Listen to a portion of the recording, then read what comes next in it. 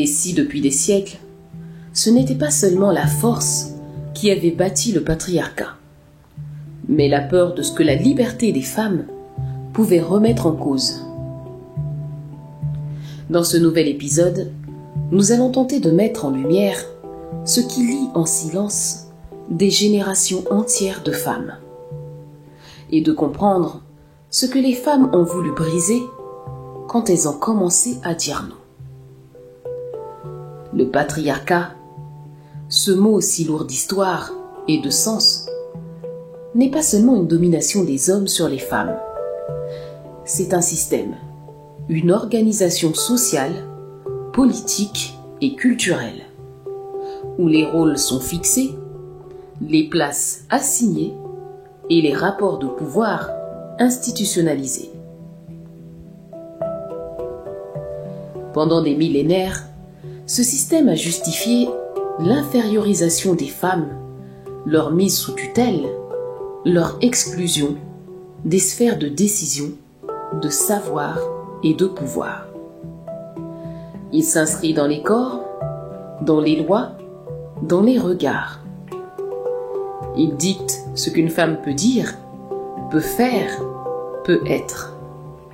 Et surtout, ce qu'elle ne peut pas. Être seule.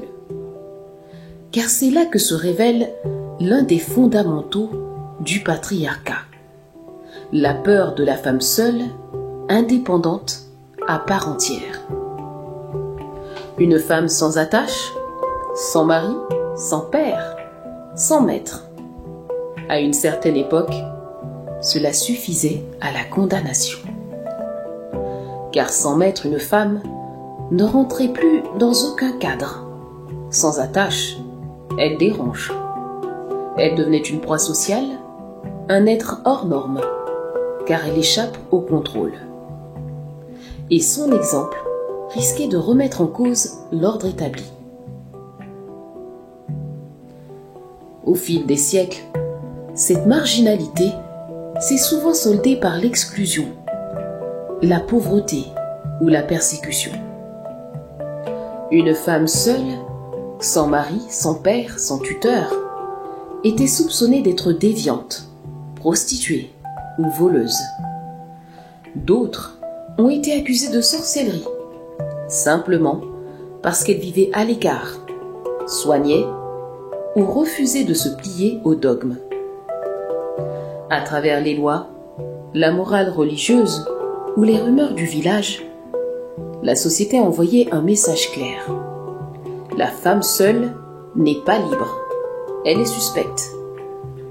Une veuve sans appui, une célibataire trop libre, une femme âgée isolée. Toutes étaient perçues comme des figures inquiétantes, marginales. Cette peur de la femme seule ne date pas d'hier. Elle s'enracine dans une longue histoire. Une histoire de dépossession, d'exclusion, d'oubli, mais aussi de glissement idéologique. Mais comment en est-on arrivé là? Pourquoi lui fallait-il une cage, dorée ou de fer? Fallait-il vraiment qu'elle soit cadrée, possédée, contrôlée? Pourquoi la femme libre faisait-elle si peur? Pour comprendre cette idéologie, il faut remonter loin, bien avant les religions, bien avant les lois. Le point de bascule commence au néolithique, il y a environ 10 000 ans avant notre ère. Des traces archéologiques nous ont laissé un précieux témoignage du passé. On y retrouve des représentations de figures féminines associées à la fertilité, à la nature, à la transmission du vivant. Dans de nombreuses communautés, les femmes étaient gardiennes des savoirs, liés au cycle lunaire, à la médecine naturelle, aux rituels de fécondité. Certaines étaient probablement guérisseuses, chamanes ou officiantes de culte dédiées à la terre-mère. Leur rôle n'était pas marginal, il était sacré, il était fondateur. Et c'est justement ce lien profond entre le féminin, le vivant et le sacré qui a été peu à peu brisée. Car une période charnière s'annonce. L'humanité abandonne peu à peu la vie nomade pour se sédentariser, cultiver la terre et fonder ses premières cités-États. Et là, un basculement fondamental s'opère. La terre devient propriété. Elle n'est plus un espace partagé, mais un bien à défendre, à transmettre, à accumuler. Avec cette logique de dépossession, émerge une hiérarchie pyramidale, où le pouvoir se concentre entre les mains d'un petit nombre d'hommes. La force physique devient un atout. Le guerrier remplace le sage, le protecteur devient propriétaire. Désormais, ce n'est plus la coopération qui structure la société, mais une logique de domination et de possession. Mais ce changement ne transforme pas seulement l'organisation politique. Il redéfinit aussi la place des femmes. Autrefois au cœur des sociétés agricoles et rituelles, elles sont peu à peu reléguées à la sphère privée. Leur travail devient invisible, leur voix marginale, leur corps contrôlé. Désormais, le patriarcat tel qu'il émerge à cette période repose sur une double appropriation, celle des terres et celle des corps. Dans les premières sociétés agraires, posséder la terre devient une priorité. Elle est source de richesse, de pouvoir, de continuité. Et très vite, cette logique de propriété s'étend aux femmes. Car si la terre doit être transmise, il faut aussi contrôler qui hérite et de qui. Le corps des femmes devient alors un enjeu stratégique. Contrôler leur sexualité, c'est garantir la filiation. C'est s'assurer que l'enfant qui hérite est bien du mari, du maître, du clan. Progressivement, les femmes cessent d'être perçues comme des êtres autonomes. Elles deviennent des objets de transmission, de nom, de patrimoine, d'héritage, mais aussi d'objets de circulation, au même titre que les terres, les dots ou les contrats. Leur existence sociale se réduit à un rôle de relais. Jamais un départ, jamais un choix, juste un passage entre deux figures d'autorité. Mais cette dépossession ne touche pas toutes les femmes de la même manière. Et pour comprendre comment le patriarcat a divisé pour mieux régner, il faut observer comment il s'est infiltré dans chaque strate sociale. D'un côté, les femmes des classes privilégiées, nobles, aristocrates, sont enfermées dans des devoirs de reproduction. En effet, leur rôle était de produire des héritiers. Pour éviter tout attachement, on leur retire l'enfant dès la naissance, pour le confier à une nourrice. L'allaitement évité, le corps est désormais disponible, prêt pour une nouvelle grossesse, au service des alliances politiques et familiales. De l'autre, les femmes des classes populaires vivent une dépossession différente, mais tout aussi violente. Accaparées par les tâches domestiques, agricoles ou manufacturières, elles doivent elles aussi se séparer de leurs enfants, non par choix, mais par nécessité. Elles les confient à des nourrices mercenaires, payées pour allaiter, mais souvent au détriment de la survie des nourrissons. Beaucoup de bébés mouraient, sevrés trop tôt ou laissés sans soin. Dans les deux cas, la maternité est instrumentalisée. Et surtout, il ne fallait pas s'attacher. Ni l'une ni l'autre ne dispose de son corps, de ses décisions. Ce n'est pas une séparation choisie, c'est une contrainte sociale, économique, patriarcale. Et cette dépossession comprend deux aspects essentiels du contrôle patriarcal. Le mariage précoce et l'enfermement monastique. Au Moyen Âge, l'Église fixe l'âge minimum du mariage à 12 ans pour les filles et à 14 ans pour les garçons. Dans les faits, certaines jeunes filles sont mariées dès la puberté, parfois même avant.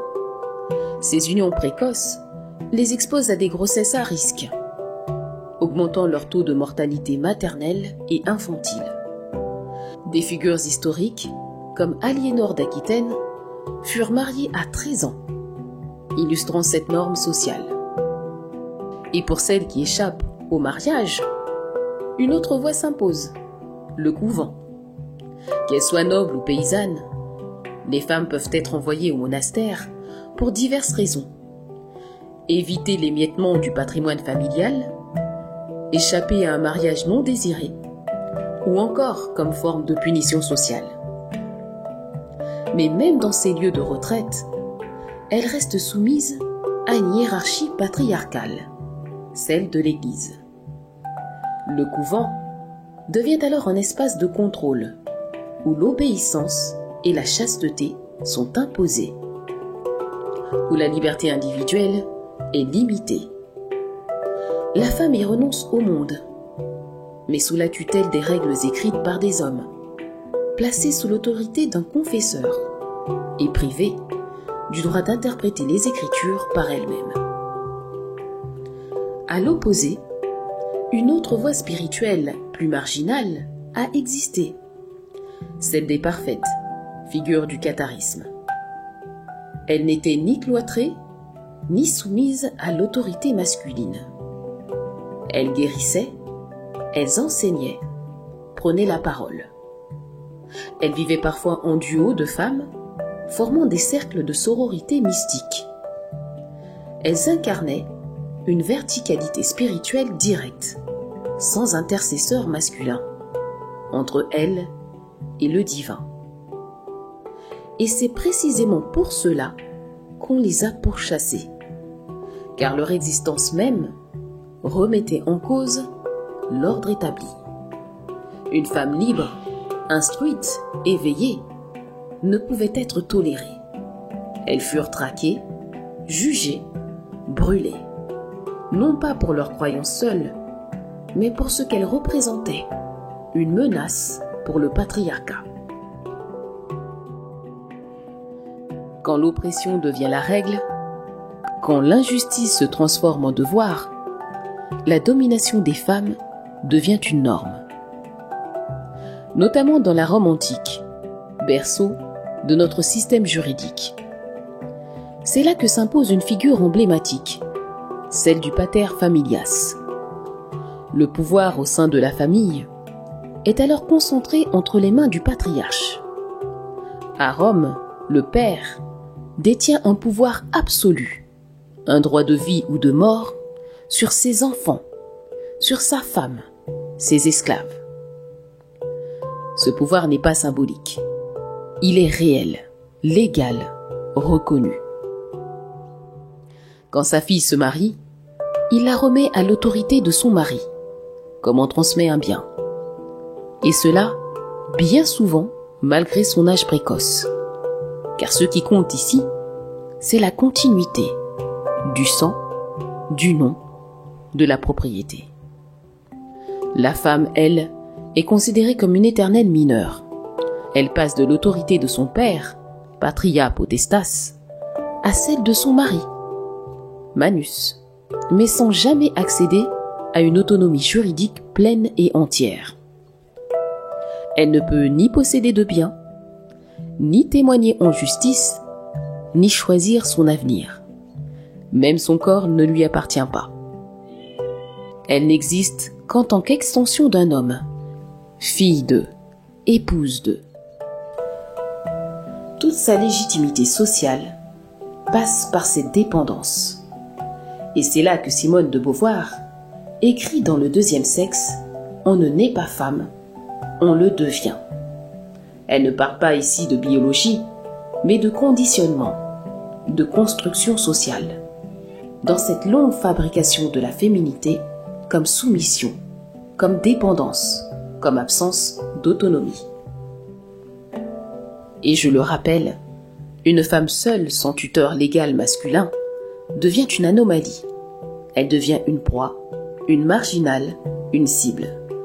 Une menace pour l'ordre établi, car la société n'était pas pensée pour qu'une femme puisse exister sans maître. Elle l'a condamnée alors à des moyens de survie que cette même société réprouvait.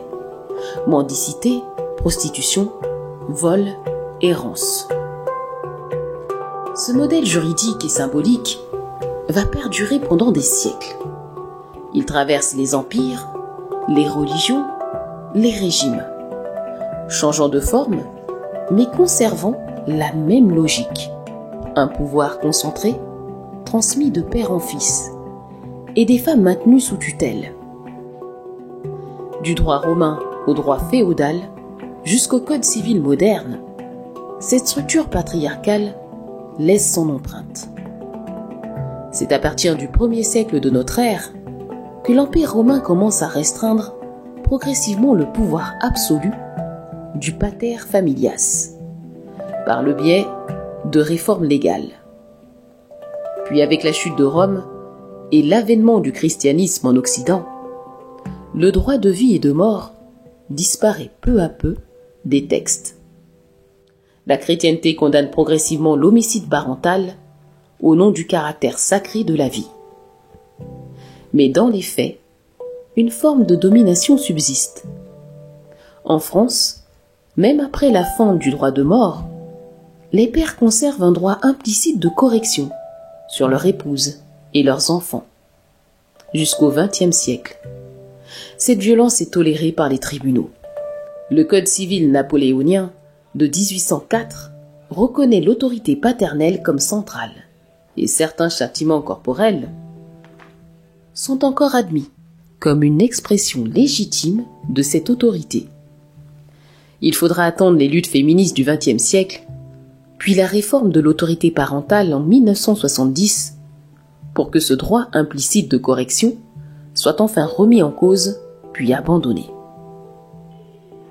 La reconnaissance de l'autorité parentale conjointe marque alors un tournant décisif. Pour la première fois, l'éducation des enfants devient légalement un acte partagé. Et l'autorité paternelle, en tant que pilier unique du foyer, prend fin. Mais le patriarcat ne se transmettait pas uniquement par les lois ou les codes civils. Il s'inscrivait bien plus tôt, bien plus profondément. Il s'apprenait dès l'enfance. L'enfant mâle est déjà un relais du pouvoir. La fille, doublement dominée, apprend le silence avant même de comprendre l'injustice.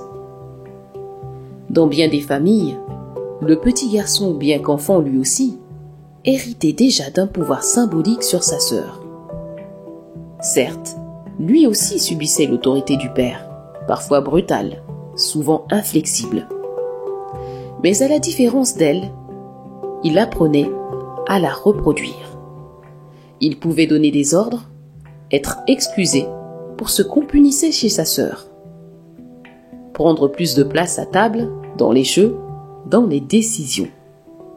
Cette hiérarchie n'était pas dite, mais elle était très claire. Elle se lisait dans les gestes, dans les mots, dans les regards. La fille était doublement lésée, soumise à l'autorité du père et à celle du frère qui l'imitait. Et souvent, les parents eux-mêmes valident cette différence, par complaisance, par culture, ou tout simplement parce que c'était comme ça. Le patriarcat ne se transmettait pas seulement par la loi, elle s'inscrivait dans les corps, dans les maisons, dans les fratries, et c'est ainsi qu'il perdurait. Et pourtant, malgré ces millénaires d'infériorisation, les femmes ont continué d'exister. Elles ont poncé, elles ont transmis, elles ont agi dans l'ombre, elles ont résisté. Pas toujours avec des armes, ni des discours, mais en tenant bon, en survivant, en élevant, en soignant, en transmettant. Car l'histoire des femmes n'est pas seulement une histoire d'oppression, c'est aussi une histoire de résilience. Mais pour comprendre pourquoi certaines ont fini par dire non, pourquoi d'autres se sont levées, parfois au péril de leur vie, il fallait d'abord mesurer ce qu'elles avaient enduré. Il fallait comprendre la profondeur du système patriarcal, non pas comme une simple domination des hommes sur les femmes, mais comme une organisation sociale complète, où chacun, homme, femme, enfant, était assigné à une place, sous tutelle. Cette architecture invisible explique pourquoi pendant si longtemps, les femmes ne pouvaient ni exister seules, ni vivre libres. Car tant qu'on ne comprend pas d'où vient le mal, on ne peut pas vraiment s'en libérer. Merci d'avoir écouté ce voyage dans les racines du patriarcat. Ce que nous portons aujourd'hui dans nos corps, dans nos mémoires, ne vient pas de nulle part. Derrière chaque silence imposé, chaque dépendance forcée, chaque peur transmise, il y a une histoire. Et cette histoire, nous devons la regarder en face. Pas pour accuser, mais pour comprendre et peut-être pour guérir.